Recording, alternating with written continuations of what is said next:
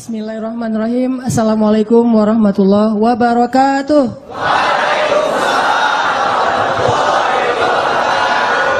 Sehat semuanya? Sama siapa kesini?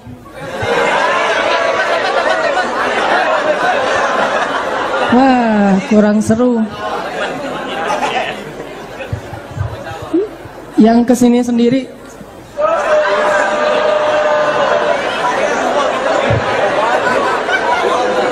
Silakan diperhatikan, banyak yang masih sendiri.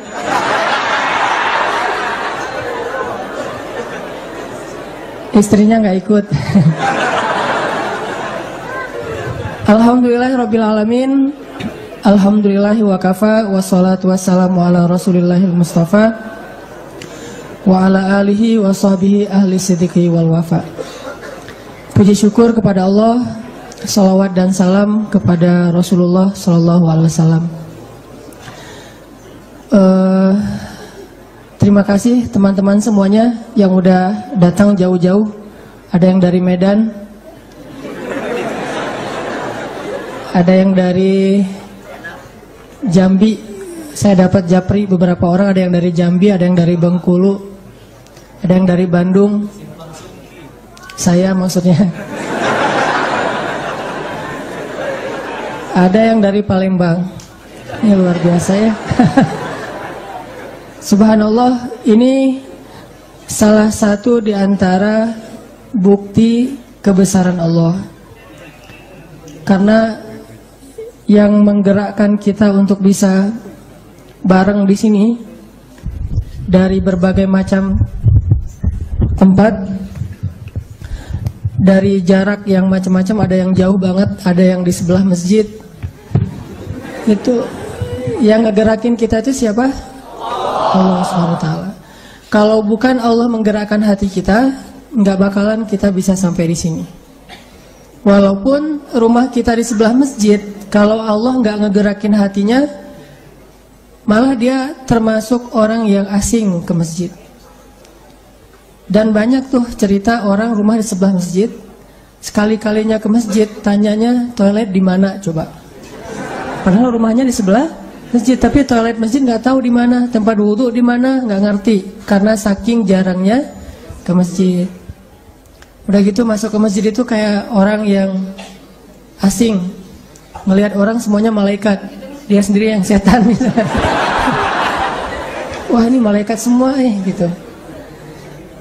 Sebaliknya, orang di dalam masjid kadang-kadang karena baru-baru hijrah nih, lagi semangat-semangatnya, keluar masjid semua orang dilihat setan. Dia sendiri yang malaikat gitu kan ya. Nggak boleh kayak gitu. Bisa jadi orang yang di luar masjid itu lebih malaikat daripada kita yang baru belajar. Dia mungkin sholatnya di masjid yang lain, atau ada kesolehan dia yang kita nggak ngerti. Yang jelas kita jadi ngumpul di sini hari ini dari tempat yang berbeda-beda. Ini sebagai bukti kebesaran Allah Subhanahu Wa Taala. Allah yang menggerakkan hati berapa orang nih? Banyakan ceweknya. Udah segitu aja, nggak usah ditambah. Banyakan ceweknya. Ceweknya kurang lebih sekitar 10.000 nih. Cowok-cowoknya sekitar 5.000. 1:2. Tapi di sini banyak yang masih sendiri. Di sini udah buket gitu ya. Udah dibuk. Kenapa saya jadi ngelamun ya? Nah, kurang lebih 5.000 anak muda, alhamdulillah teman-teman semuanya nih berkumpul hari ini dari tempat yang berbeda-beda karena hatinya digerakkan oleh Allah Subhanahu Wa Taala. Dan ternyata buat Allah itu mudah banget menggerakkan hati sekian ribu anak muda sekaligus untuk berkumpul di satu tempat dengan jarak yang macam-macam, dengan kesulitan di jalan yang berbeda-beda. Itu mudah banget buat Allah. Kalau ribuan orang Allah gerakan hatinya dan itu mudah, apalagi cuma satu orang ya, untuk datang ke rumah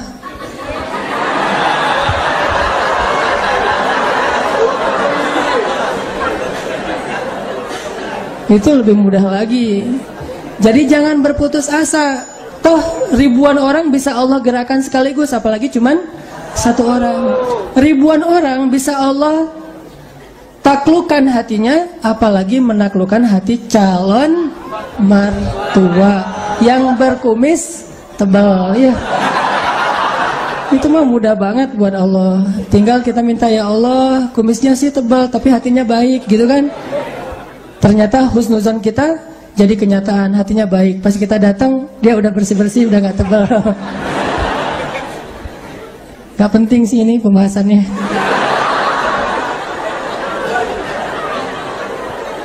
Nah teman-teman, ini jadi bukti nih bahwa Allah tuh kalau mau menggerakkan seseorang itu mudah banget buat Allah. Menggerakkan hati dosen pembimbing kita ketika lagi ngerjain skripsi gitu kan, itu mudah banget. Datang bismillah, Rabbi syrahli sadri wa yassirli amri wahlul 'uqdatam min lisani yafqahu qawli. Itu doa siapa? Nabi Musa pas menghadapi siapa? Wah ngeri juga ya. Doa untuk Firaun dipakai nih. Mau ketemu dosen. Wahlul 'uqdatan min lisani, dan lancarkanlah ucapan lisan saya sehingga beliau faham apa yang saya ucapin.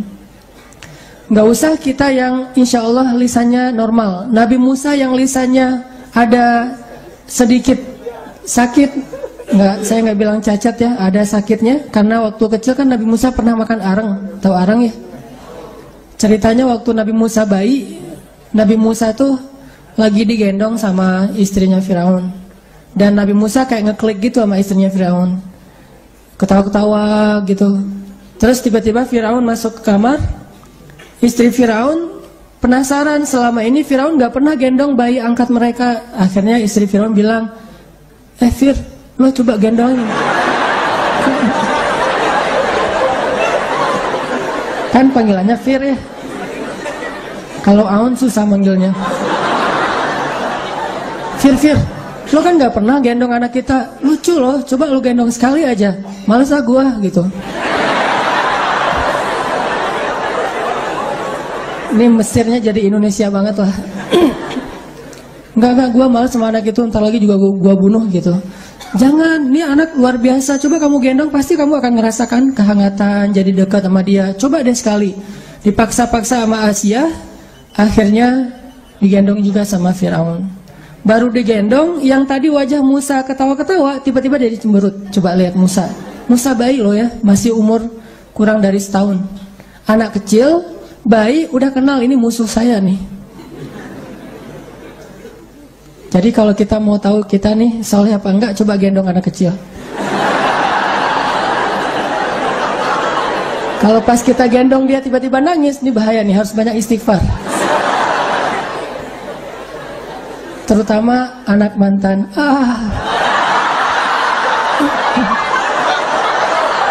Itu pasti nangis tuh. Ada pesan sponsor gitu kan, pasti nangis lah dia.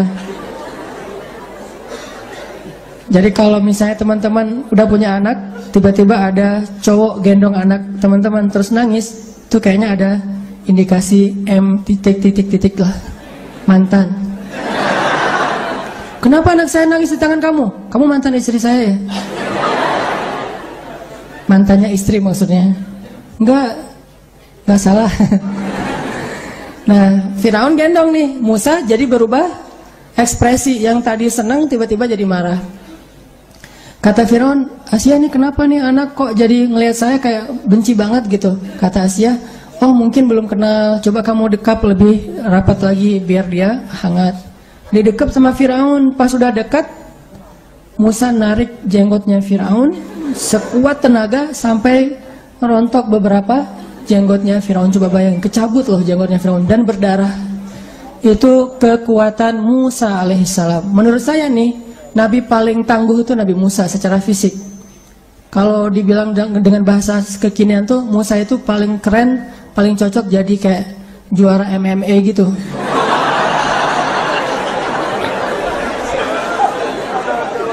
Nabi paling tangguh lah menurut saya, keren banget. Juara MM nggak ada apa-apanya dibandingkan Musa, atau yang ultimate fight gitu kan. Nah, ketika udah kecabut jenggotnya Firaun terus berdarah, dilemparlah Musa oleh Firaun karena Firaun kaget. Kok anak bayi kayak kesetanan gitu bisa nyambut jenggot orang dewasa dan berdarah loh, dan kuat banget kan berarti. Dan jenggot Firaun itu zaman ala-ala Firaun kuno gitu, zaman Mesir kuno kan jenggotnya modelnya dibentuk terus panjang. Dicabut sama Musa, dilempar. Terus Firaun murka, kata Firaun, pokoknya ini jelas nih tanda-tanda bahwa dialah yang ada di dalam mimpi saya. Emang dia benci sama saya dari awal juga, dari sejak dia datang ke istana ini, emang gak suka sama saya. Kata Firaun, jadi curhat gitu kan Firaun. Kata Asia, duh kasihan anak bayi kalau dilempar gitu. Asia nangis-nangis meluk Musa gitu. Kata Firaun, besok saya akan panggil semua penduduk Mesir dan akan saya pertontonkan mereka gimana saya menyembelih bayi dari Bani Israel. Dan ini keputusannya udah final, udah gak bisa diganggu-gugat. Akhirnya malam itu Asia gak tidur, berdoa aja nih gimana cara menyelamatkan bayi Musa. Allah memberi ilham kepada Asia, sehingga paginya Asia ketemu sama Firaun bilang gini, Fir, saya ada ide nih. Ide apa? Kita mau bikin bisnis apa? Bisnis online gimana? Jadi nggak fokus. Saya ada ide nih. Menurut saya bayi Musa ini nggak salah. Dia masih anak-anak, nggak ngerti kalau kamu itu jenggotnya itu jenggot, dikirain itu mainan, squishy atau apalah gitu. Dia nggak ngerti kan squishy jenggot gitu ya, squishy apel apa.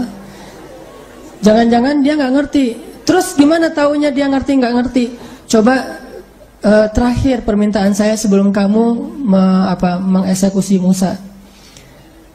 Coba taruh Musa bayi ini di tengah, terus di sebelahnya taruh satu roti makanan, satu lagi bara api, arang gitu. Kalau dia memilih roti, berarti dia ngerti, maka silahkan bunuh dia. Kalau dia memilih arang, berarti dia nggak ngerti, namanya anak bayi, berarti maafkanlah dia. Logis juga nih, pikir Firaun. Ya udah kalau gitu. Dan Firaun yakin pasti nggak mungkin milih arang, soalnya panas. Pasti milihnya roti, ditambah lagi coklat dengan harum-harum makanan.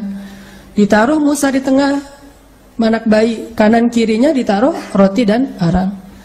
Ketika diperhatikan, lama-lama Musa merangkak ke arah arang, diambil tuh arang dengan tangannya, dimakan. Sejak saat itu lidah Musa menjadi sakit, keluh dan tidak bisa bicara dengan lancar. Itu kalimat dari wahlul 'uqdatan min lisani. Itu maksud dari kalimat wahlul 'uqdatan min lisani. Ya Allah, lancarkanlah keluh yang ada di lisan saya. Uqdah itu keluh, nggak bisa ngomong dengan lancar. Lancarkanlah keluh yang ada di lidah saya sehingga Firaun ngerti. Tiba-tiba setelah sekian tahun, Musa anak kecil, Musa anak ABG, Musa udah nikah, hijrah status gitu. By the way, Musa nikahnya di mana? Di Yordania. Dulu namanya Madian. Nikah sama cewek penggembala. Kan Musa lagi hijrah nih dari Mesir ke Madian karena dikejar-kejar tentara Firaun. Kenapa dikejar tentara Firaun? Soalnya Musa nggak sengaja nyolek orang mati. Lo gitu banget sih, mati. Baru ngomong gitu udah mati, belum diapa-apain ya. Ada Bani Israel ribut sama orang Kipti, Egyptian, orang Mesir asli ini. Karena yang ini Bani Israel keturunannya Musa, kabilahnya Musa, kaumnya Musa, yang ini kaumnya Firaun. Musa ngebelain Bani Israel. Lagi pula waktu itu kalau nggak salah Bani Israel yang terzolimi, dibelain Bani Israel sama Musa. Terus yang orang Kiptinya cuma dicolek doang, didorong dikit lah gitu, mati, kelepek-kelepek, hilang aja. Kenapa nih orang? Jangan-jangan dia memang kena serangan jantung gitu ya. Akhirnya Musa mengatakan, ya Allah, saya nggak sengaja membunuh dia, ini pasti kerjaan setan, kata Musa. Ini by the way ya, satu-satunya suuzon yang berpahala itu suuzon sama setan. Sama setan tuh nggak boleh husnuzon, harus suuzon. Ini setan yang kerjaannya nih. Terus jangan kita bilang, lo jangan nyalahin setan, kasihan tahu. Enggak. Setan itu harus disuuzonin. Kalau manusia husnuzon. Satu-satunya husnuzon yang berdosa itu husnuzon sama setan. Kasihan ya setan, pasti dia nggak tahu apa-apa, kita aja yang banyak. Akhirnya Musa lari ke Madian. Dan Musa ini emang laki-laki yang tangguh, tapi dia nggak pamer. Badannya itu six pack, perutnya tuh six pack. Kalau kita kan one pack ya, one pack masih mending ada zero gitu. Ini six pack, terus pokoknya badannya bagus. Tapi Musa badannya bagus, nggak pernah pamer. Kita kan baru fitnah sekali udah pakai baju segini. Kalau perlu nggak pakai baju kemana-mana gaya, lihat gua nih baru fitness padahal belum ngebentuk juga. Musa itu kalau pakai baju selalu rapat, walaupun sebetulnya yang kesini kan bukan aurat, tapi Musa tetap menutup karena ini Nabi, ada fikih tersendiri. Jadi SOP Nabi sama umatnya tuh beda teman-teman. Dan emang kayak gitu, Nabi Muhammad tuh punya SOP sendiri, kita punya SOP sendiri. Di antaranya misalnya nih, Nabi Muhammad nggak boleh nerima sedekah. Kalau kita boleh nerima sedekah. Nabi Muhammad itu nggak boleh mewariskan harta. Jadi Nabi wafat, hartanya itu jadi milik umat, nggak boleh diwariskan ke keturunannya. Dan itu SOP Nabi. Nabi Muhammad punya istri sekian, kita nggak sama sekali. Nah ini kan SOP-nya beda nih. Bukan nggak sih, belum lah ya, belum. SOP-nya beda nih. Nah Nabi Musa juga gitu, beliau menutup auratnya semuanya sampai nggak pernah kelihatan, bahkan pakai baju pendek aja nggak pernah. Saking luar biasanya, sampai muncul kayak isu fitnah. Katanya Musa itu punya penyakit kulit, kata Bani Israel. Udah gitu dijadikan hashtag viral pula. Viral di antara Bani Israel. Kalau Musa itu, Musa penyakit kulit, jadi trending topik gitu di antara Bani Israel. Difitnah. Karena Musa banyak difitnah sama Bani Israel, kan Bani Israel itu suka gosip ya. Pokoknya acara-acara infotainment mereka tuh selalu Musa yang muncul. Musa penyakit kulit, Musa kudis, Musa kurap, Musa apa. Banyak banget fitnah terhadap Musa. Akhirnya Allah yang ngebelain Musa. Allah posting nih. Di akhir surat Al-Ahzab tuh ada kisah gimana Allah ngebelain Musa yang difitnah punya penyakit kulit. Caranya Allah keren banget, cara ngeposting video tentang Musa tuh. Jadi bukan poster ya, fitster.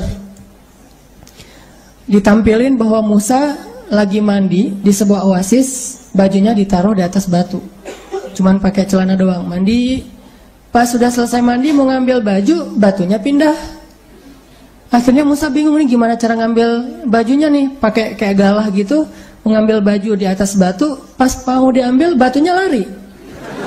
Allah yang berfirman kepada batu, ya batu lari tuh batu. Ini batu luar biasa, kayaknya dia senang jogging gitu ya, kayak Indo Runners lah ya. Batunya tuh lari, dikejar sama Musa. Batu, baju saya, batu baju gitu.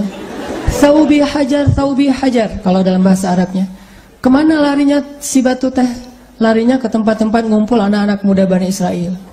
Lewat skatepark Bani Israel gitu kan.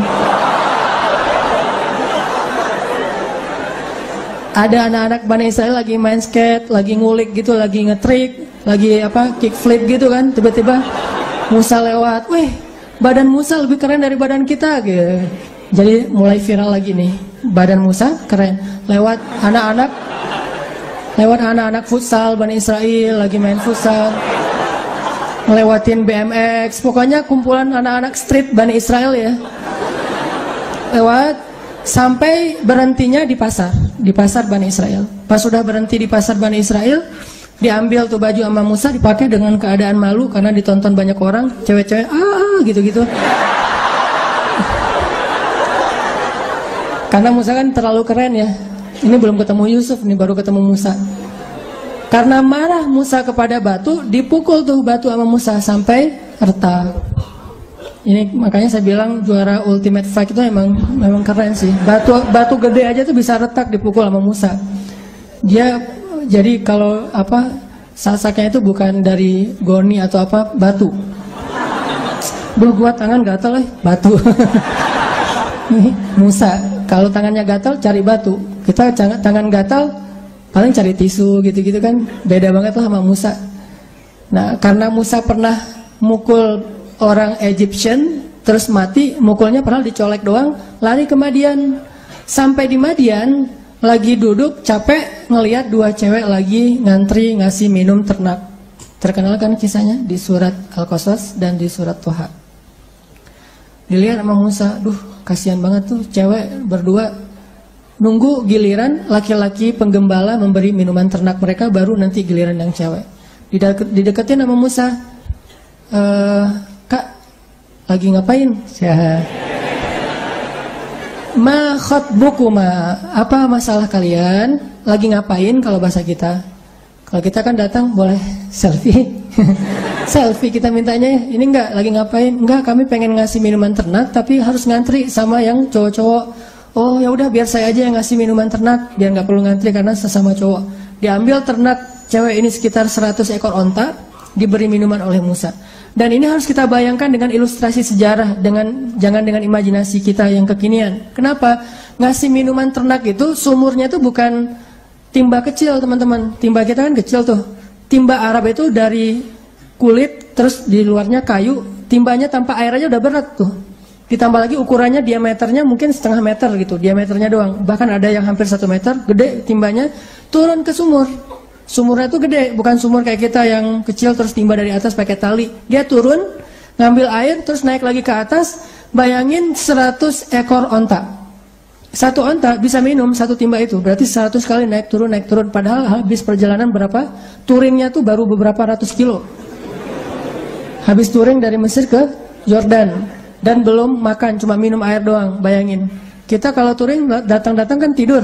Ini datang-datang ngangkat air 100 kali, turun ke sumur, naik lagi, turun, naik lagi. Sehingga cewek ini memperhatiin, oh ini cowok keren juga nih. Diperhatiin sama dua cewek ini, nanti ketahuan perhatiannya. Keren, dia kuat, tapi dia amanah. Nggak sambil ngangkat air, ngelirik, nggak. Terus kalau ceweknya ngelihat, dia pura-pura gagah gitu. Pas ceweknya nggak ngelihat, jatuh gitu ya. Itu mah kita banget tuh yang caper-caperan. Nabi Musa nggak gitu, amanah banget. Dilihat nggak penting buat dia. Jadi elegan gitu. Ngangkat, ngasih minum. Udah selesai, Mbak, ini udah selesai. Oh ya, makasih Mas gitu. Mas namanya siapa? Mas Musa. Pulang ke rumah, ngadu ke ayahnya. Pah gitu. Ayahnya tuh ada yang bilang Nabi Syuaib, ada yang bilang keturunan Nabi Syuaib. Pah, tadi tuh kita dibantu sama laki-laki yang soleh, makanya jadi cepat pulang hari ini. Ya udah undang laki-laki itu ke rumah biar dinner sama kita gitu. Diajak dinner. Datang salah satu dari dua cewek tadi, tamshi ala istihya, jalannya malu-malu. Jadi mau datang, aduh ngomongnya gimana ya?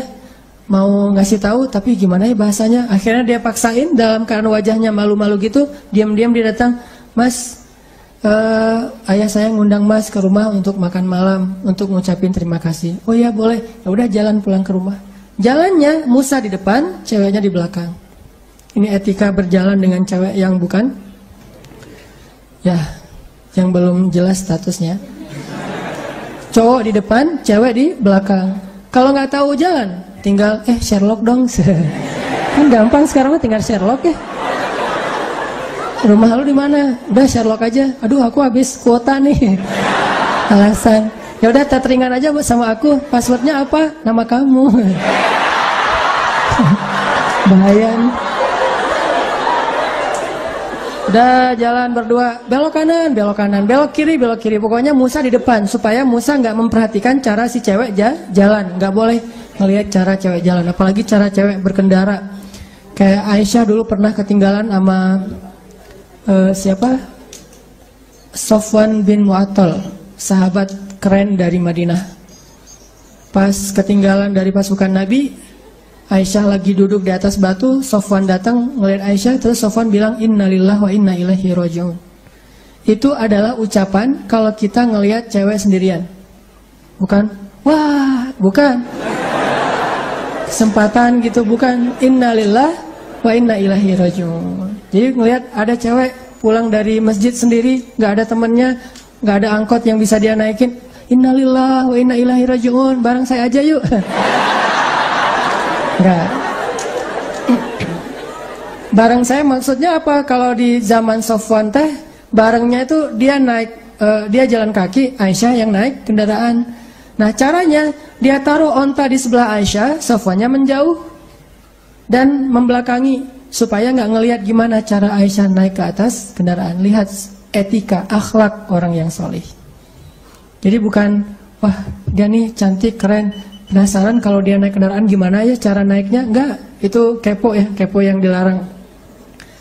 Jalan Musa sampai ke rumah si cewek, lagi disiapin makanan gitu. Pas ayahnya ke belakang, salah satu dari cewek ini ngomong ke ayahnya, Papa kan butuh pekerja yang bisa ngasih minuman ternak. Kayaknya laki-laki itu juga butuh kerjaan, dan menurut kita dia laki-laki yang baik dan kuat. Si ayahnya ngerti bahasa elegan dari putrinya. Berarti putri saya memperhatikan laki-laki, artinya dia ada perasaan. Karena selama ini nggak pernah tuh cewek ngomongin tentang cowok sama sekali. Di list kontaknya aja nggak ada cowok. Cewek semua tuh isi list kontaknya ya. Kalau kita lihat namanya Aisyah, Fatimah gitu, nggak ada. Misalnya namanya Muhammad atau siapa gitu, nggak ada Bang, semuanya Kak. Mungkin ada juga, cuma diganti nama kali.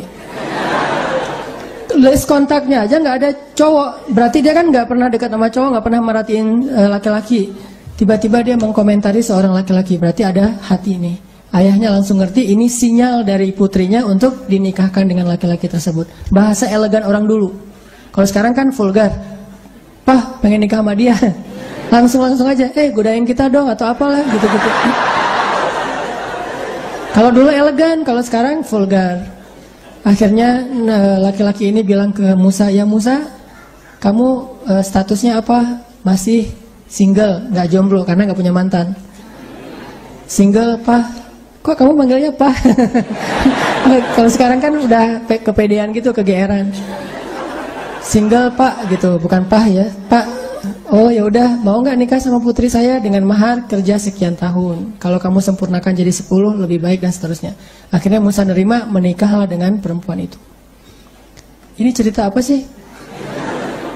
Moral of the story adalah bahwa Allah Subhanahu wa taala itu merencanakan kehidupan kita, teman-teman. Kita cuman perlu menjaga masih on the track apa enggak nih. Kita cuma perlu ngejaga kita ini masih di garis yang Allah ridhoi atau enggak. Kalau masih di dalam garis yang Allah ridhoi, biarkanlah Allah yang mengarahkan kemana. Pokoknya jangan sampai ngelanggar aja. Jangan sampai keluar batas saja. Dan insya Allah jalan itu nggak akan membawa kita kepada kehancuran atau kerugian. Nggak mungkin. Allah yang merencanakan. Mungkin adegan yang memicu kita untuk melangkah itu kadang-kadang sesuatu yang gak nyaman. Kayak misalnya Musa, adegannya insiden pembunuhan, tiba-tiba hijrah ke Madian. Bisa aja insiden kayak gitu terjadi. Bukan maunya kita, takdir Allah. Tapi dibalik semua hal-hal yang kita anggap sekarang musibah, nanti malah kita mensyukurinya. Sekarang kita menganggapnya musibah, someday kita akan menganggapnya sebagai nikmat, rahmah. Kita aja yang belum mengerti. Jadi musibah dengan nikmat itu sebetulnya adalah persepsi kita.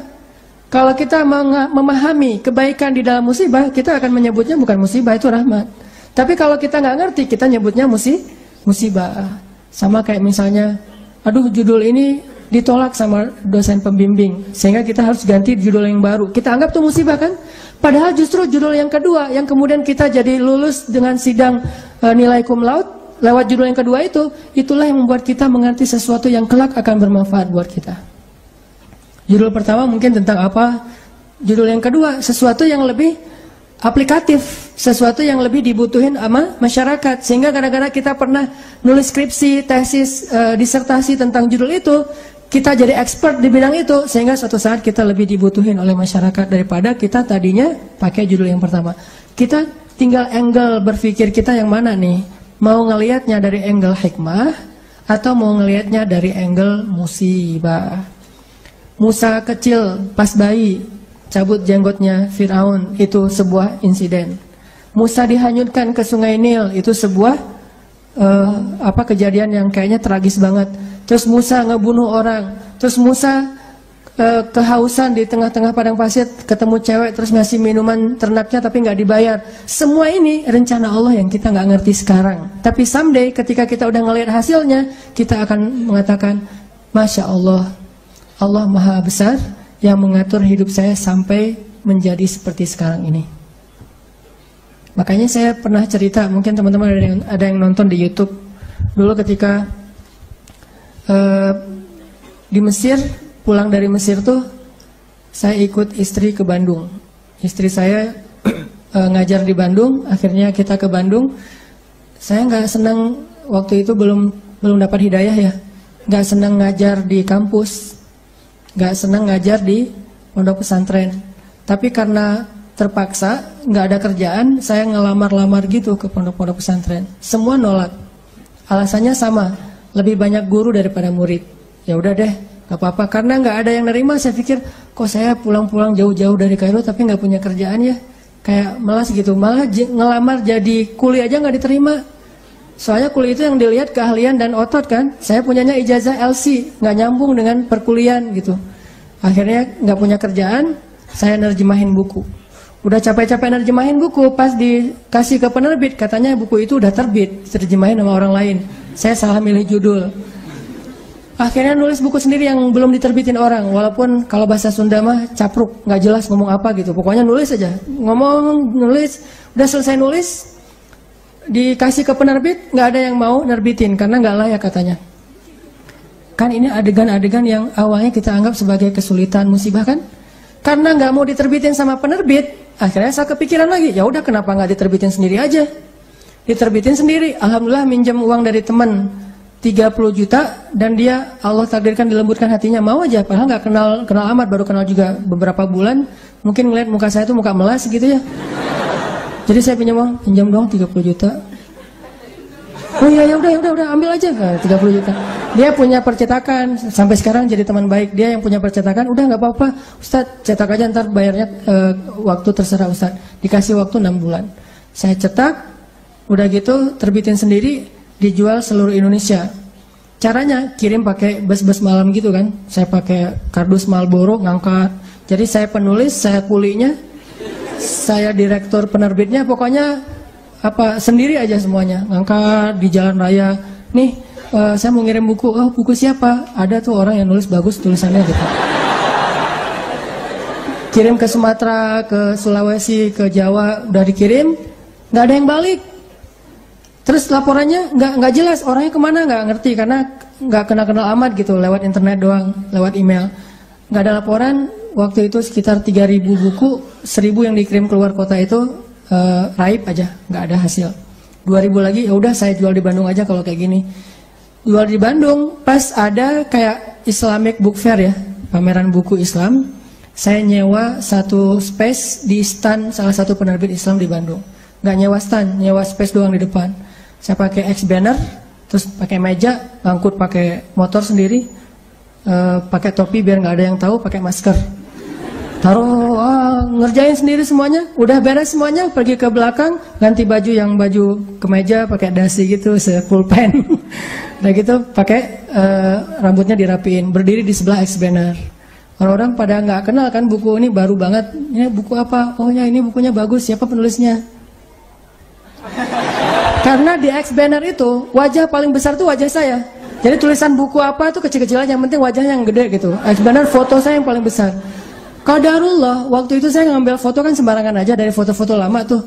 Saya ada foto baju putih dan mungkin kalau orang perhatiin kelihatan. Ternyata di sini ada uang 1.000. Kelihatan ada uang 1.000 di foto itu teh. Saking memprihatinkan. Mulai alhamdulillah 3 bulan bisa membayar hutang di percetakan. Mulai berkembang, bikin bisnis. Waktu itu belum ada pulsa di Alfamart, Indomaret, masih M-Kios gitu. Punya 60 cabang M-Kios di Bandung. Mulai masuk ke jual beli mobil bekas, masuk ke properti, terus ujung-ujungnya alhamdulillah balik lagi kepada habit, yaitu dunia dakwah. Jadilah sekarang di Pemuda Hijrah, dan saya tinggalkan yang usaha-usaha kayak gitu biar fokus kepada dakwah. Tapi akhirnya saya berpikir, kalau dulu saya mungkin diterima ngajar di suatu tempat, mungkin saya nggak akan pernah ngelakuin hal-hal yang seperti sekarang. Kalau dulu saya diterbitin bukunya oleh orang lain, mungkin saya nggak akan pernah nulis sendiri, dan seterusnya dan seterusnya. Banyak hal yang kita sebut sekarang musibah, besok kita bilang itu sebuah nikmat. Angle-nya doang yang berbeda. Tinggal kita yakin nggak sama Allah Subhanahu Wa Taala. Jadi bisa jadi hari ini ditolak atau hari ini diputusin, Suatu saat kita mensyukuri keputusan itu. Alhamdulillah saya diputusin, itu disyukurin. Kenapa? Gara-gara diputusin, akhirnya dia menikah dengan orang yang lebih baik daripada kita. Syukur kan? Namanya cinta sejati. Gimana? Harus syukur. Alhamdulillah dia dapat yang lebih layak daripada saya. Dan saya mah nggak dapat sampai sekarang misalnya. Ya nggak apa-apa. Kayak Julaibib ya. Tunggu aja di masjid. Kan gak enak banget awalnya tuh. Gimana kita menganggap diputusin itu nikmat. Apalagi diputusin dengan bahasa kita adik kakak aja ya. Kan berat ya. Gak enak kalau kayak gitu teh. Cuman nanti suatu saat kita akan mensyukuri nikmat itu. Kayak banyak orang yang ngerasa kok saya ngeband udah sekian lama tapi gak ada yang masuk ke dapur rekaman. Sampai dia bikin kayak semacam sponsor me kan. Yang ngeband terus bikin arrangement lagu. Dia posting di YouTube, diupload di YouTube supaya ada yang sponsor, ternyata nggak muncul. Anak skate, dia ngetrik, tapi nggak ada yang jadiin dia brand ambassador brand tertentu. Akhirnya dia upload di YouTube, ngetrik kickflip yang model baru apa gitu mungkin, atau no comply gitu, dia nggak ngetrik tapi bisa terbang-terbang. Berharap ada yang sponsor, ternyata belum. Apa yang hari ini kita anggap sesuatu yang kayak kekalahan, satu musibah, satu kesulitan, suatu hari nanti ketika kita paham, kita akan mengatakan itu nikmat. Dengan satu syarat, gimana pun kondisi yang kita alamin sekarang, jangan keluar dari jalur yang Allah ridhoi. Itu aja syaratnya. Makanya kan saya bikin tagline banyak main, banyak manfaat. Saya nggak berani bilang nggak punya dosa, karena itu namanya tazkiyatun, mentazkiyah diri sendiri. La tuzakku anfusakum, janganlah kalian menganggap diri kalian suci. Tapi maksudnya sedikit dosa ini tinggalkan dosa. Kenapa? Karena kalau kita udah ngelanggar, gimana pun kita sekarang lagi dapat nikmat banyak, terus kita melakukan dosa yang Allah nggak suka, nikmat itu bisa berubah musibah. Sebaliknya, ada musibah, kita masih on the track, musibah itu bisa berubah menjadi nikmat. Syarat yang Allah minta dari kita cuma satu itu, jangan melanggar, jangan bikin dosa, jangan ngecewain Allah Subhanahu wa Ta'ala. Itu doang. Udah gitu bertahan aja, Allah kasih kejutan-kejutan yang sangat banyak dalam hidup kita. Saya punya teman orang Padang. Dia ikut tes akademi kepolisian. Dari sekian banyak yang ikut tes, 50 orang yang keterima, dia salah satunya. Terus karantina 50 orang ini. Tes ujian yang kedua, dari 50 orang ini, cuman dia sendiri yang gagal. 49 orang tuh lulus tes kedua. Akhirnya dia pulang ke kampungnya dalam keadaan malu. Karena udah malu banget, dia hijrah ke Jakarta. Awalnya ke Bandung, terus ke Jakarta. Di Jakarta, alhamdulillah setelah sekitar 8 tahun, dia bisa survive, bahkan sukses. Sekarang dia punya beberapa outlet di Tanah Abang, punya pabrik di Bogor, dan punya omset sebulan itu nggak kurang dari 1 M. Dengan keuntungan kurang lebih 40%, jadi 400 juta lah profit bersihnya sebulan. Kalau lagi lebaran atau Ramadan itu bisa 3 kali lipat.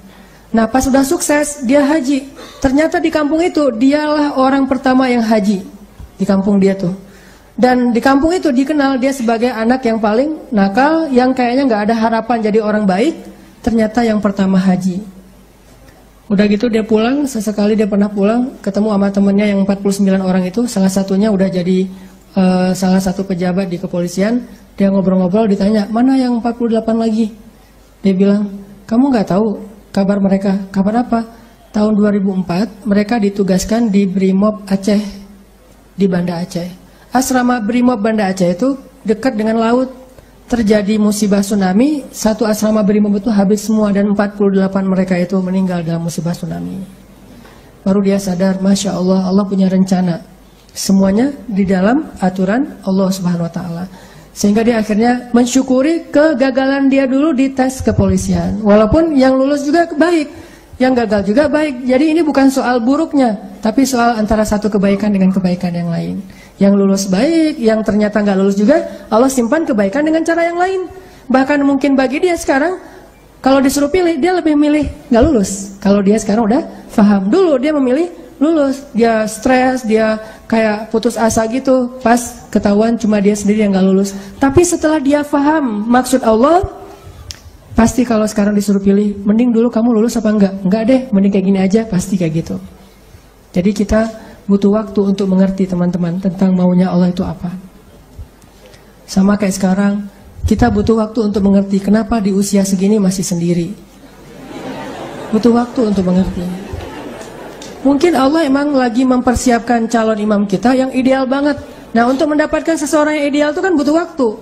Kalau yang apa adanya kan, yang apa diobral gitu kan gampang. Tapi ini karena terlalu istimewa, kayak permata, mutiara, itu benar-benar dibentuk saking istimewanya, butuh waktu yang lama. Sama kayak kita beli kendaraan. Kalau yang warnanya pasaran kan langsung ready stock ya. Tapi kalau yang warnanya paling unik sendiri kan inden kan. Sampai mau beli satu kendaraan aja indennya bisa 2 bulan. Kenapa? Warna ini jarang Pak, istimewa, sehingga harus inden. Kalau yang ready stock banyak tuh warna standar aja. Begitu juga dengan jodoh. Ada jodoh ready stock, ada jodoh inden. Nah, yang inden ini biasanya istimewa. Itu salah satu hikmahnya. Siapa tahu emang dia inden karena lagi mengkhatamkan Al-Quran. Dia berazam, ya Allah saya nggak pengen nikah dulu sebelum khatam juz 30. Nggak harus 30 juz kan? Sebelum khatam juz 30. Berapa lama? 15 tahun. Nah, mungkin dia pengen hafal juz 30 juz, mungkin dia pengen hafal 100 hadis, mungkin dia pengen mapan dulu supaya bisa benar-benar membahagiakan dan menafkahi keluarga besar, bukan cuma istrinya tapi juga mertua dan segala macam.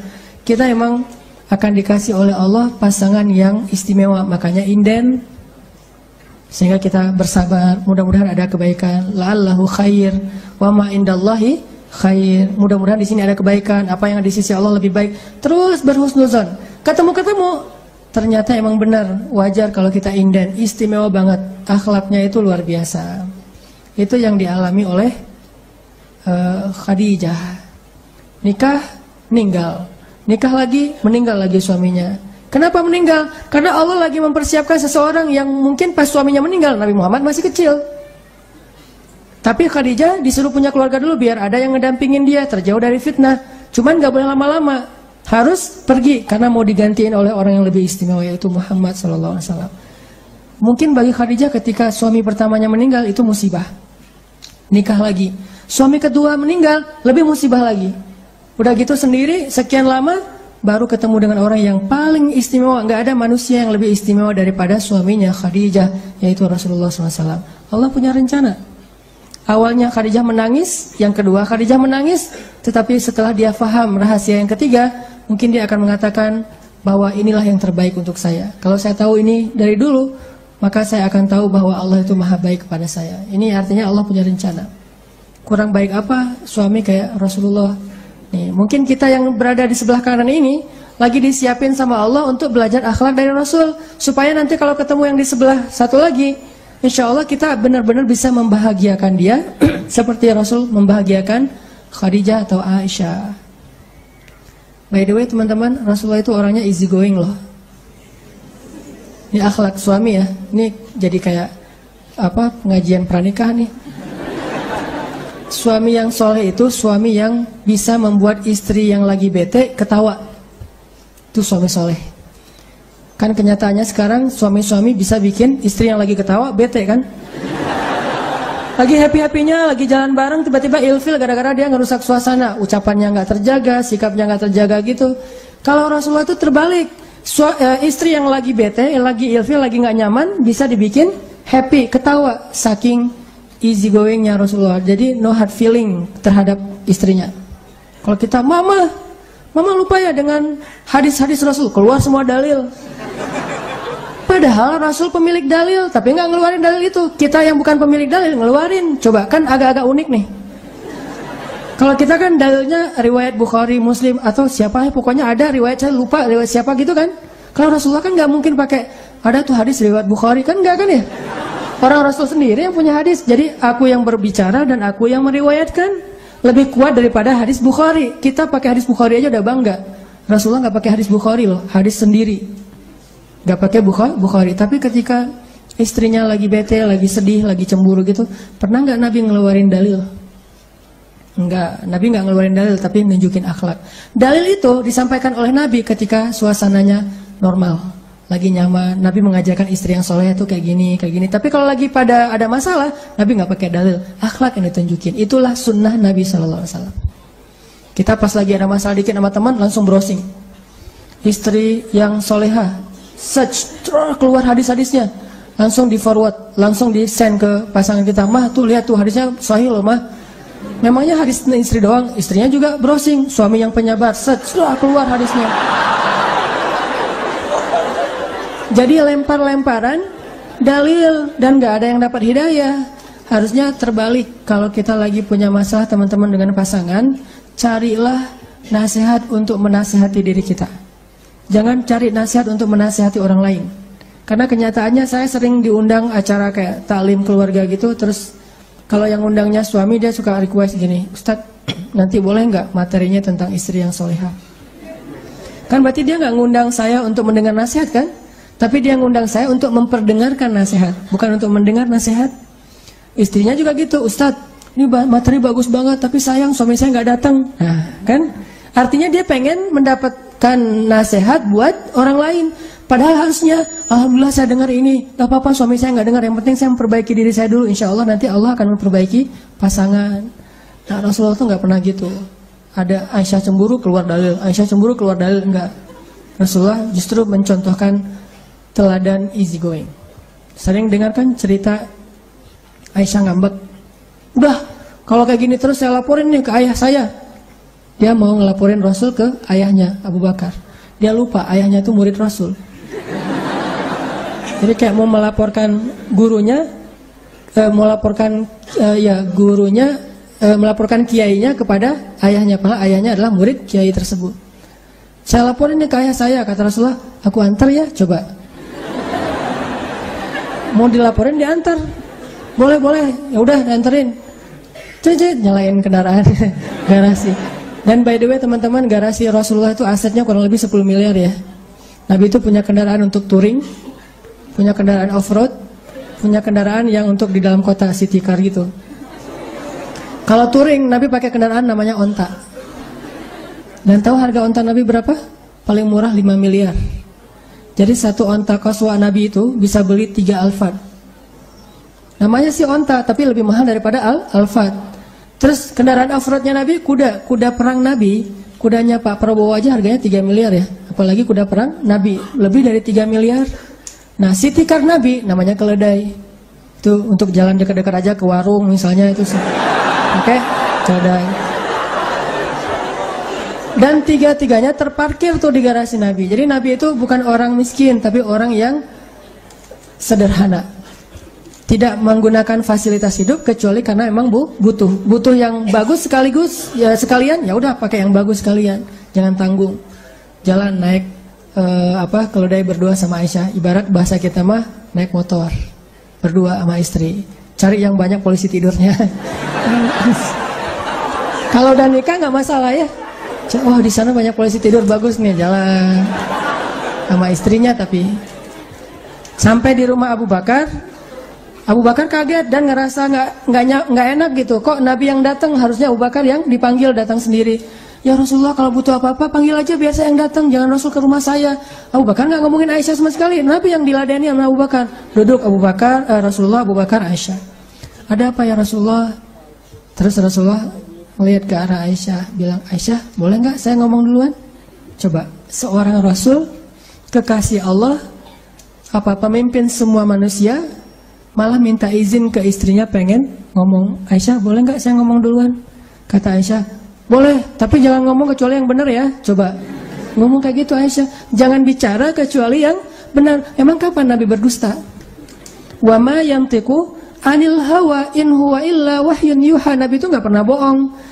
Semuanya wahyu dari Allah Subhanahu wa taala. Mendengar komen dari Aisyah kayak gini, Abu Bakar marah, unlike langsung. Wah, nih Aisyah nih postingannya nggak benar nih. Aisyah hapus, jangan posting kayak gitu, atau ganti aja captionnya, jangan gitu-gitu amat gitu. Di unlike sama Abu Bakar, hampir unfollow, kan bahaya kalau di unfollow. Kayaknya.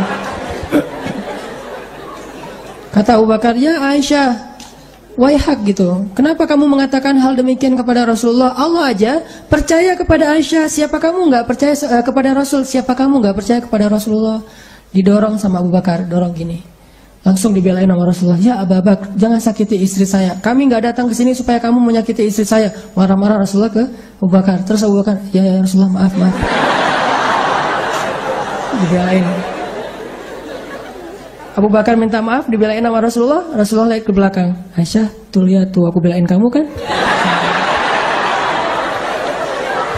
Mana dalil? Nggak ada dalil yang keluar sama sekali. Akhlak yang keluar, yang di display itu akhlak dulu. Nanti kalau udah tertarik dengan akhlak, dia masuk ke dalam outlet itu, baru ngomongin dalil.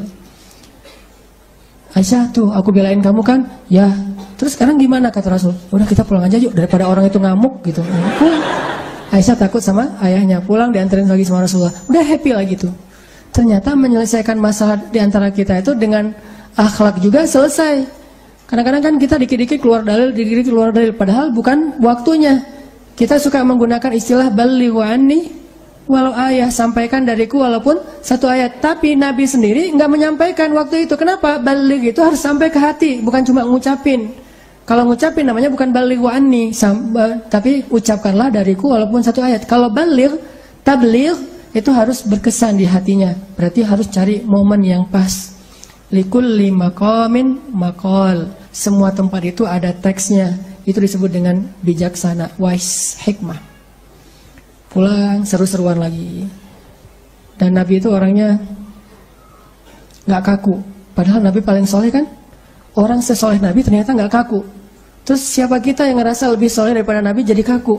Kenapa kita makin belajar sunnah makin kaku? Makin belajar ayat dan hadis makin susah senyum. Harusnya makin rajin belajar hadis, makin rajin senyumnya. Baca satu hadis, senyum. Kenapa? Nah, Nabi kan tersenyum. Ngelihat perbedaan pendapat, yang satu kunut, yang satu nggak kunut, senyumin aja. Jangan melihat yang kunut, marah. Orang yang kunut ngelihat yang nggak kunut, nggak sah. Saling meledek-ledekan. Padahal Nabi aja ngelihat perbedaan pendapat di antara sahabat, disenyumin. Bahkan ada sahabat yang agak-agak aneh gitu ibadahnya, disenyumin dulu baru dinasehatin. Kayak ada sahabat tuh sholatnya agak-agak heboh sendiri. Tutorial ala dia lah. Nabi sholat berjamaah, dia datang pengen makmum kan, terus Nabi udah ruku. Wah, Nabi udah ruku nih, dia masih di pintu masjid, langsung dia takbir, dia ruku, jalan sambil ruku. Kan terkenal adegan itu, namanya bakroh, namanya jalan. Makanya saya bilang sholat tutorial dia. Mana ada Nabi nyontohin jalan sambil ruku kan? Tapi seru juga gitu ya. Masuk ke shaf. Udah selesai sholat, dia curhat, Rasul, tadi saya sholatnya seru loh, kata dia. Seru gimana? Saya sholatnya di depan pintu, takbir, terus ruku, terus jalan sambil ruku. Boleh nggak tuh Rasul? Baru udah kejadian, baru ngomong, boleh apa enggak? Nabi senyum. Ya udah, lain kali jangan diulang ya. Gitu doang komentarnya, coba. Kalau kita kan, keluar semua dalil kan ya. Habis aja orang itu. Sama aja, udah hijrah juga disalah-salahin, tetap aja masuk neraka. Mending nggak usah hijrah sekalian kan gitu. Ternyata Rasul nggak. Dia contohin akhlak senyum, wise, empati, tahu ini baru belajar. Kecuali orang yang sengaja ngelakuin itu baru dosa kan. Kalau ini kan baru belajar. Ada juga yang sholatnya nggak pernah dicontohin Nabi, tapi dia ngelakuin. Bilal kan sholat apa? Syukur wudhu. Nabi ngelihat Bilal habis berwudhu sholat. Pas sudah selesai sholat, Nabi tanya, Bilal itu sholat apaan? Coba bayangin, Nabi nanya. Padahal Nabi kan yang ngerti agama. Nanya ke Bilal, Bilal itu sholat apaan ya? Bilal bilang, sholat syukur wudhu. Bangga gitu. Oh, Nabi nggak komen tuh, senyum doang tuh. Coba bayangin, Bilal, lo nggak usah ngelakuin yang gua nggak ngajarin ya. Itu mah dasar segala macam keluar istilah. Enggak, Nabi mah. Karena Nabi tahu ibadah sunnah itu sifatnya mutlak. Mutlak itu artinya bebas. Karena ada sunnah yang muqayyad, ada sunnah yang mutlak. Kalau kita lebih dalamin lagi nih fikih agama, ada sunnah yang muqayyad itu udah diatur waktunya, hautunya. Waktunya misalnya kayak muqayyad itu tahajud, berarti malam.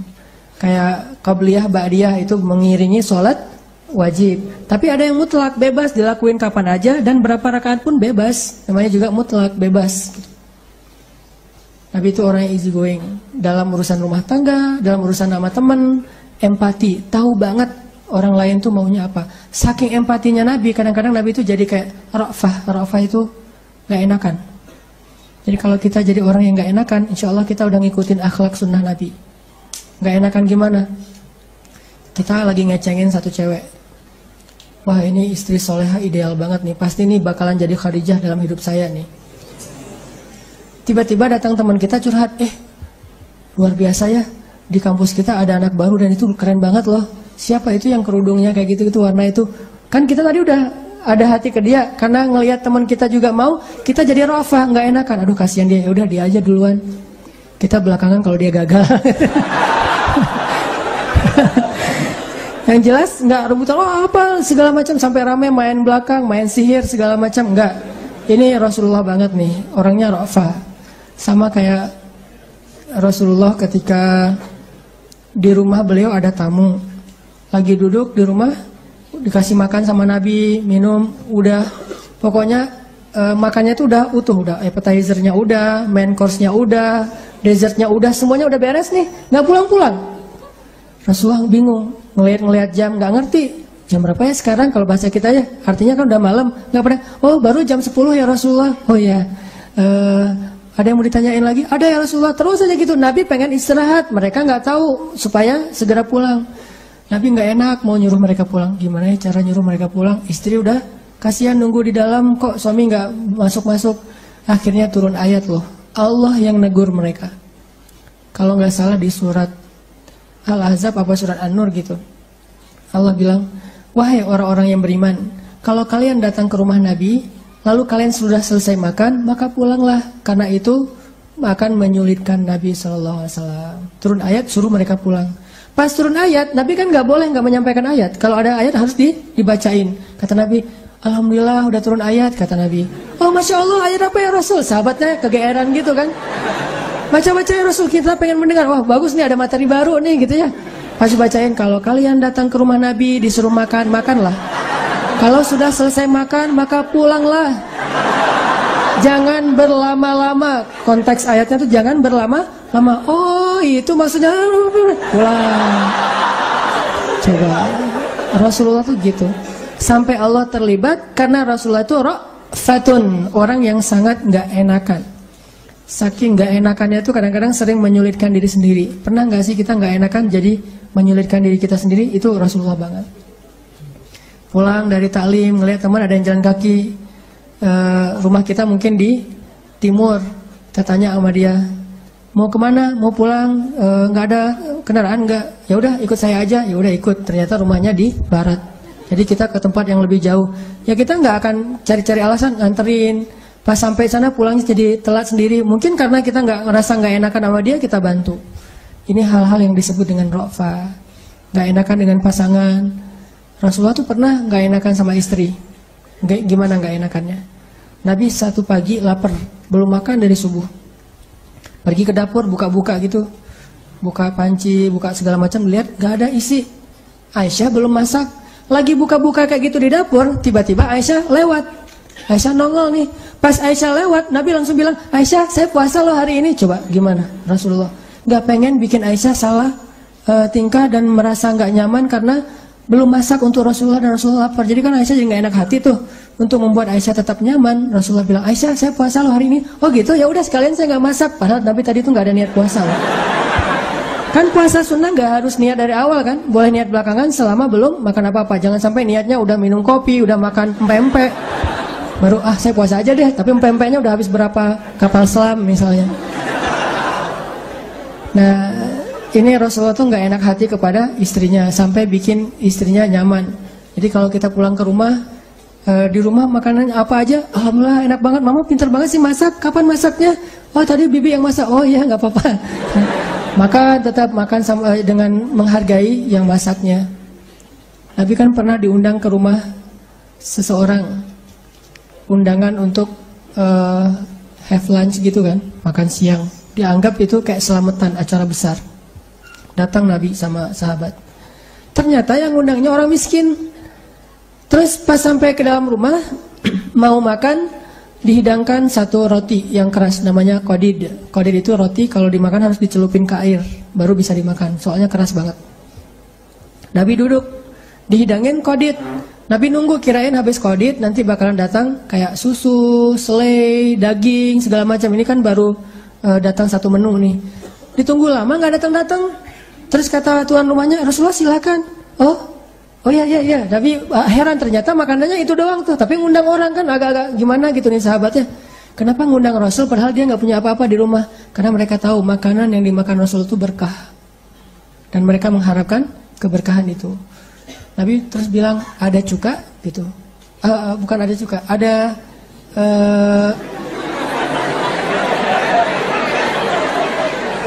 jadi makan pempek ya.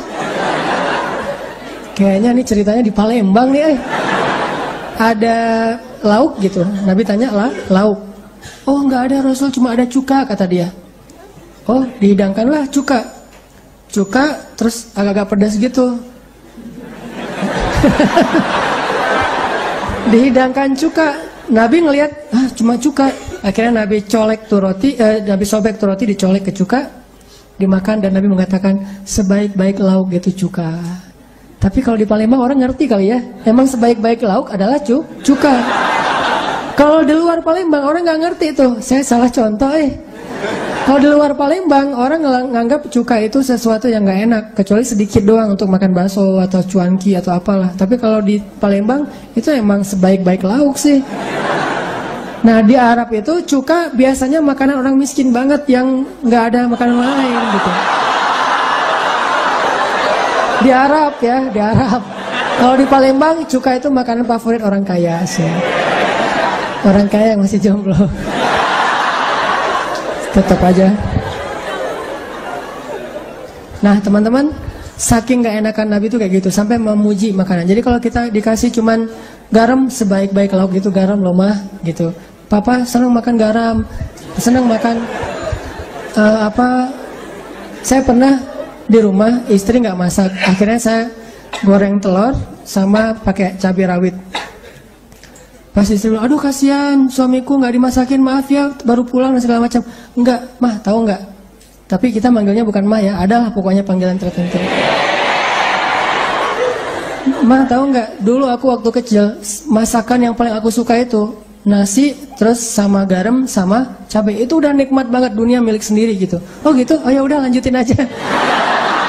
Makan sendiri, cuman jangan sering-sering ya, sekali-kali aja kayak gitu.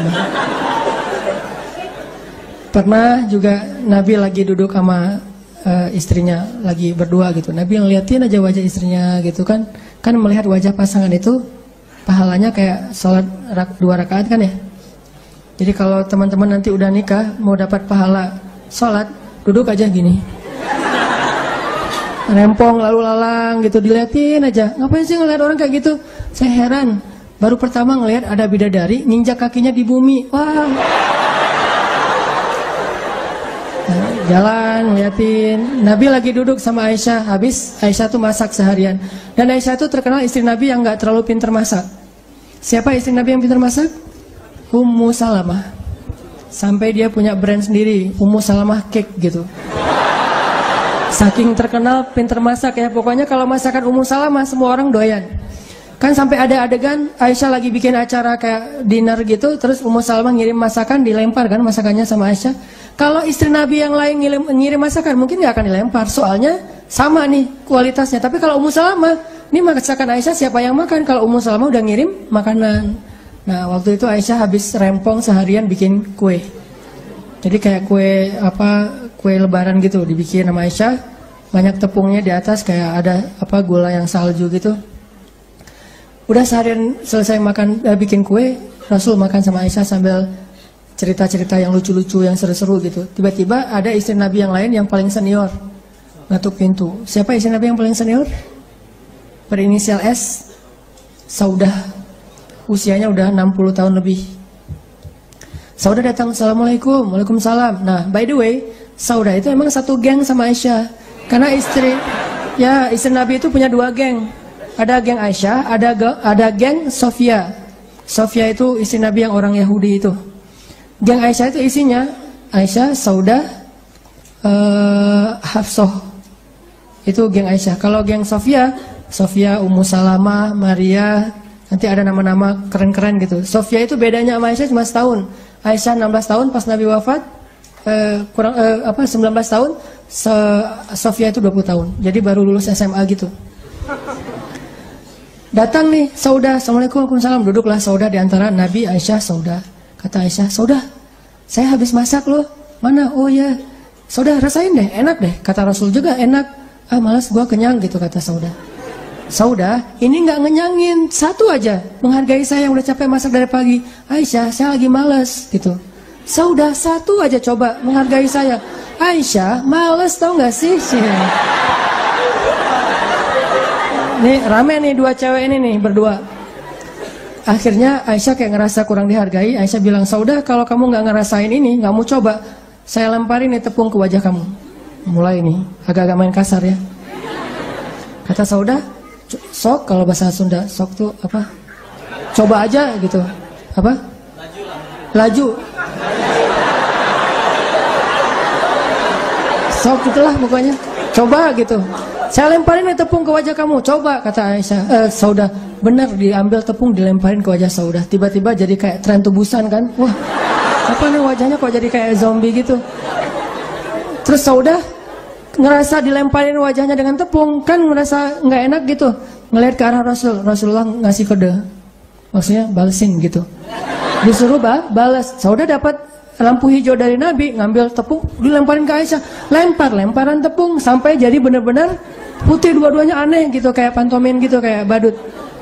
Tiba-tiba lagi lemparan seru-seruan kayak gitu, terdengar suara jawara Quraisy ketuk pintu. "Assalamualaikum." Suara Umar. Langsung ngacir dua orang cewek ini masuk ke kamar, lari langsung mendengar suara Umar. "Waalaikumsalam," kata Nabi. Dibukain pintu sama Nabi, duduklah Umar masuk ke dalam rumah. Melihat rumah Nabi kayak kapal pecah gitu, berantakan. Umar gak berani komen. Like aja deh daripada komen. Gak usah di komen ya. Ah udah like aja. Banyak gini tepung gitu berantakan. Umar diem. Nabi senyum-senyum. Umar nanya, "Rasul kenapa sih senyum-senyum?" Kata Nabi, "Itu tuh lucu dua cewek gitu." "Kenapa?" "Mereka tadi habis lemparan tepung, makanya ini berantakan. Begitu dengar suara kamu langsung lari, takut sama kamu." Umar merasa gak enak hati. Harusnya mereka takut ke Rasul, bukan kepada Umar. Umar teriak, "Dua orang cewek," gitu kata Umar. "Kalian takut kepada Umar bin Khattab tapi nggak takut kepada Rasulullah," kata Umar. Mereka menjawab dalam kamar, "Ya, soalnya kamu Umar ghalidun syadid, cowok yang keras lagi kasar, sedangkan Rasulullah itu lembut dan baik hati." Baru Umar senyum, "Oh ya udah kalau gitu, senyum-senyum." Ini rumah tangga Nabi, coba menyelesaikan masalah bukan pakai dalil, pakai akhlak, easy going, dibikin dua-duanya nyantai, nyaman, enggak. "Oh ini mubazir nih, kan mubazir itu saudara setan." Enggak, kan nanti bisa dibersihin lagi. Dan kita nggak tahu konteks adegan sejarah itu ya, sehingga kita nggak bisa menjudge sejarah. Jangan pernah menjudge sejarah karena kita nggak hadir waktu itu. Kita hanya bisa mengambil inspirasi. Kalau kadang-kadang ada orang yang mengatakan, "Oh itu kenapa kayak gitu?" Kan dia nggak tahu kondisi yang sebenarnya. Kita hanya bisa mengambil pelajaran dari sejarah itu. Intinya teman-teman, banyak pelajaran yang bisa kita ambil dari obrolan yang nggak jelas tadi ini tentang kebesaran Allah yang menggerakkan hati orang banyak. Jadi kalau orang banyak bisa digerakin hatinya, apalagi cuman satu orang. Terus tentang alur hidup kita itu ditentukan oleh Allah. Terus yang terakhir juga tentang akhlak itu adalah bingkai segala kebaikan. Dalil tanpa akhlak itu pahit rasanya. Jadi bukan bikin orang nyaman, malah bikin orang menjauh. Walaupun dalil itu benar, Al-Quran benar, hadis benar, tapi kalau nggak dibingkai sama akhlak, itu bikin orang jauh. Makanya teman-teman yang sekarang lagi belajar berhijrah, jangan hanya menunjukkan setelah kita berhijrah rajin sholat, itu bagus, tapi itu pribadi. Orang nggak perlu tahu. Jangan menunjukkan bahwa kalau kita udah hijrah itu udah banyak ngomongin ayat, hadis, pinter, share gitu, broadcast ke teman-teman. Bukan itu yang kita display setelah hijrah. Tunjukkan bahwa hijrah itu emang lebih baik dengan cara kita mendisplay akhlak kita lebih baik sekarang daripada yang dulu.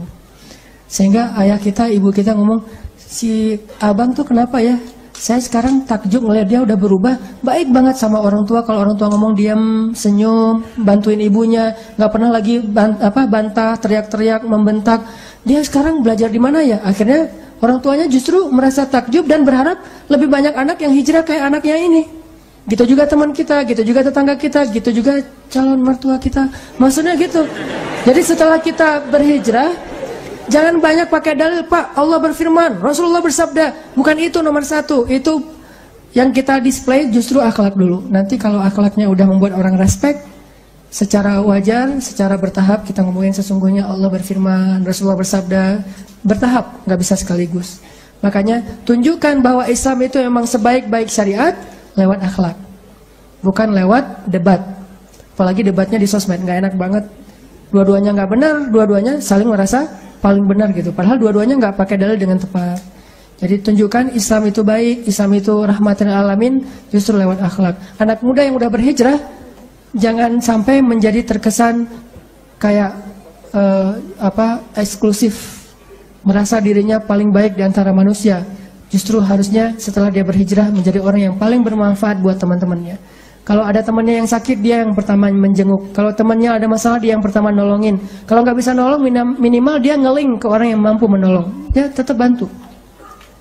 Jadilah orang yang membingkai Islam kita dengan akhlak. Mudah-mudahan ini bisa memberikan dakwah walaupun nggak banyak bicara kepada orang lain. Jadi tetap belajar taat kepada Allah, tapi nggak usah khawatir.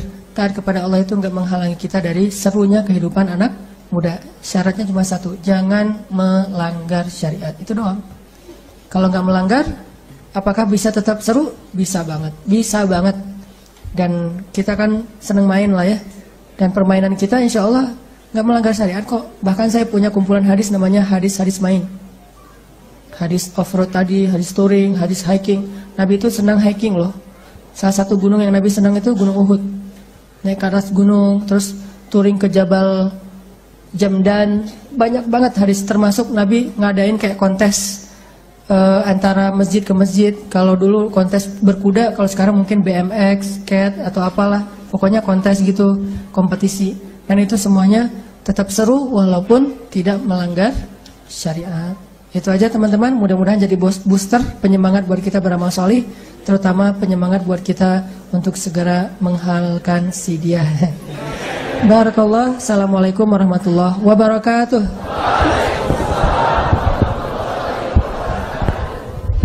Baik, jazakallah khair kepada Ustadz Hanan Attaqi ya, yang telah menyampaikan materi yang sangat luar biasa. Bagaimana teman-teman, apakah masih kurang?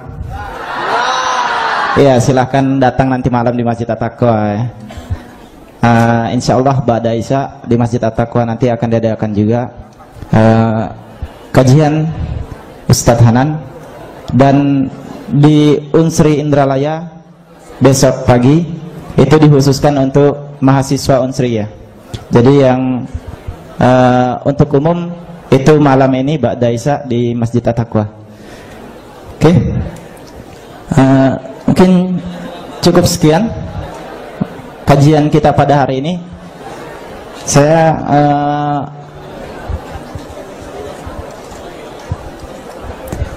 baik, untuk mengetahui ya kegiatan-kegiatan yang dilakukan oleh Ustadz Hanan, bisa follow di Instagram Ustadz di @hanan_attaqi ataupun bisa di @pemuda-hijrah.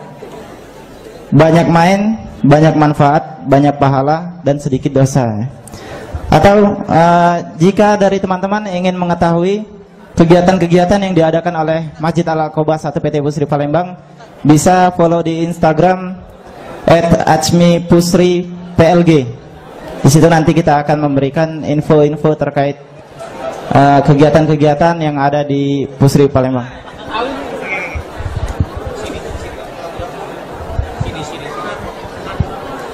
Dan kami dari tim panitia ya, ada 100 CD, ada 100 CD yang dijual, itu yang berisi murotal Ustadz Hanan. Dan sebelum kita tutup, ada baiknya kita berdoa terlebih dahulu yang akan dipimpin oleh Ustadz Hanan Attaqi. Teman-teman sekalian, yuk kita tutup dengan doa dulu biar pertemuan kita diberkahi oleh Allah. Kita nggak tahu, mungkin salah satu di antara kita di sini ada yang doanya diijabah oleh Allah. Mudah-mudahan dengan asbab aminnya dia, doa-doa kita semuanya diijabah oleh Allah. A'udzu billahi minasy syaithanir rajim.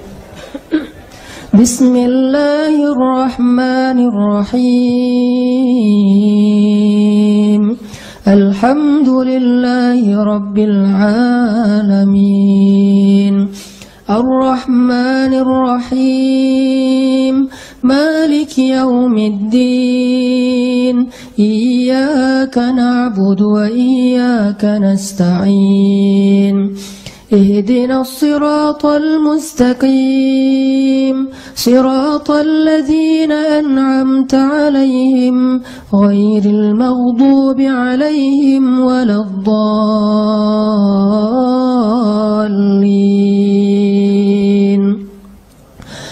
بسم الله الرحمن الرحيم الحمد لله على نعمة الإسلام الحمد لله على نعمة الإيمان الحمد لله على نعمة القرآن يا ربنا لك الحمد ولك الشكر يا الله لك الحمد ولك الشكر يا كريم لك الحمد ولك الشكر يا أرحم الراحمين ربنا ظلمنا أنفسنا وإن لم تغفر لنا وترحمنا لنكونن من الخاسرين.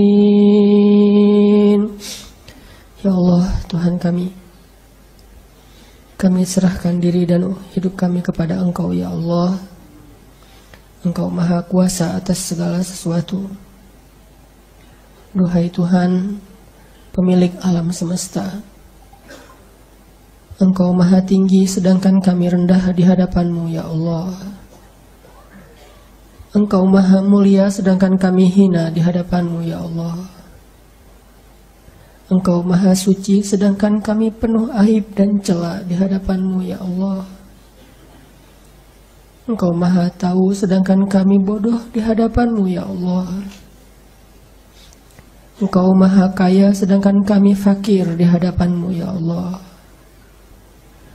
Engkau maha perkasa sedangkan kami lemah tidak berdaya di hadapan-Mu ya Allah. Siapalah kami ini ya Allah? Hanya makhluk yang bahkan dari awal kejadiannya semuanya telah Engkau atur dalam kebesaran dan kekuasaan-Mu ya Allah. Tidak ada daya dan upaya kecuali dari-Mu ya Allah. La haula wa la quwata illa billah. Cukup Engkau bagi kami ya Allah. Janganlah Engkau berpaling dari kami ya Allah. Siapakah lagi yang bisa memberikan kami kebaikan-kebaikan hidup jika Engkau telah berpaling dari kami ya Allah? Siapa yang bisa mengampuni dosa-dosa kami yang menggunung jika Engkau tidak mengampuninya ya Allah? Siapakah lagi yang bisa menolong kami, memberi jalan keluar dalam setiap masalah kami jika Engkau telah menutupnya ya Allah? Janganlah Engkau palingkan wajah-Mu dari kami ya Allah. Pandangilah kami ya Allah. Pandanglah kami dengan kasih sayang-Mu ya Allah. Kasih sayang-Mu yang lebih luas daripada kemarahan-Mu ya Allah. Kebaikan-Mu lebih besar daripada murka-Mu ya Allah. Janganlah Engkau menebus setiap dosa-dosa kami di masa lalu dengan keburukan-keburukan hidup kami di masa yang akan datang. Janganlah Engkau menukar keburukan-keburukan kami di masa lalu dengan musibah-musibah yang akan kami hadapi di masa yang akan datang. Ampunkanlah dosa-dosa kami ya Allah. Di antara kami mungkin pernah melakukan dosa besar berkali-kali dalam hidup kami ya Allah. Tapi kami ingin berubah. Kami ingin memperbaiki diri. Kami ingin kembali kepadamu. Karena akhirnya kami sadar tidak ada kebaikan dan kebahagiaan kecuali ketika kami dekat kepadamu ya Allah. Dulu kami pernah salah berpikir. Kebahagiaan dicari dengan cara menjauh darimu. Kesenangan didapatkan dengan cara meninggalkanmu. Ternyata semua itu sia-sia ya Allah. Pada akhirnya Hanya dengan cara kembali kepadamu kami mendapatkan apa yang kami cari, ya Allah. Tuntunlah hati kami, ya Allah.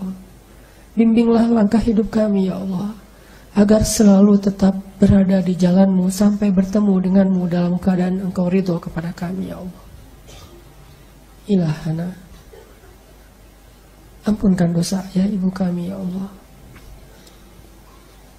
Maafkanlah kami yang sering durhaka kepada ibu kami, ya Allah. Kami sering mengecewakan ibu kami, ya Allah. Kami sering berkata-kata kasar di hadapan ibu kami, berteriak, membentak ibu kami.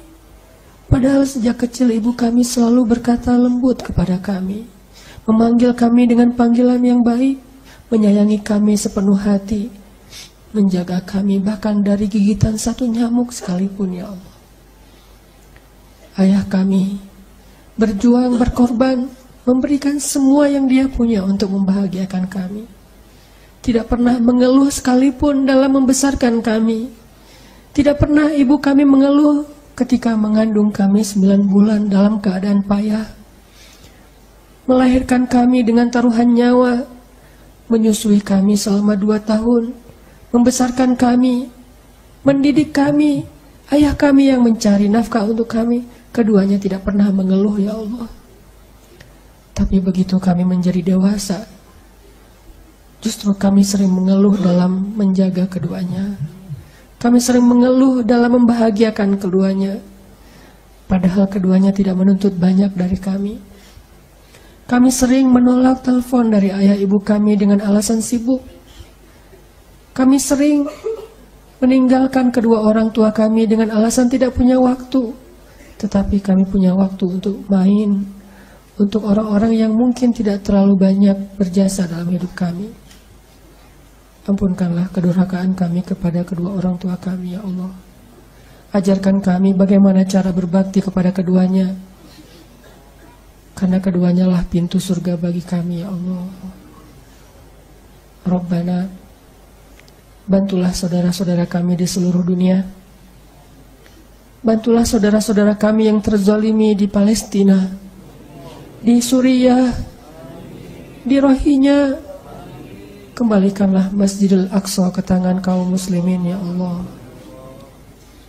Duhai Tuhan kami, jadikanlah negeri kami tercinta ini, Indonesia, baladan aminan, negeri yang aman. Berilah petunjuk-Mu kepada pemimpin-pemimpin kami. Bimbinglah ulama-ulama kami, dan satukanlah bangsa kami, ya Allah. Rabbana atina fid dunya hasanah wa fil akhirati hasanah wa qina adzabannar. Subhanakallahumma wa bihamdika asyhadu an la ilaha illa anta astaghfiruka wa atubu ilaik.